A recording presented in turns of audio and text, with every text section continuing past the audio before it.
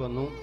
അത് ജീപ്പ് അപകടമാണ്, വാഹന അപകടമാണ് എന്ന വിധിയാണ് 22 വർഷം കേസ് നടത്തി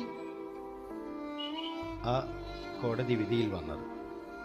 അതൊരു യഥാർത്ഥ അപകട മരണമായിരുന്നുവെങ്കിൽ ഇവിടുത്തെ ജനതാദളിന്റെ നേതൃത്വം ശിവന്റെ കുടുംബത്തോട് കാണിച്ച തികഞ്ഞ അനീതിയാണ് 22 വർഷം നീണ്ടു നിന്ന കേസ്.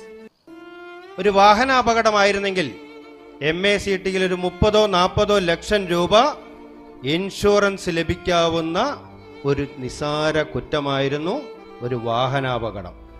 അത് അല്ലാതെ അതൊരു കൊലക്കേസാക്കി 22 വർഷം നീട്ടിയത് ഇവിടുത്തെ ജനതാദളിന്റെ നേതൃത്വം ചെയ്ത ശിവന്റെ കുടുംബത്തോട് ചെയ്ത കുറ്റമാണെന്ന് നമുക്ക് ഈ അവസരത്തിൽ പറയണം.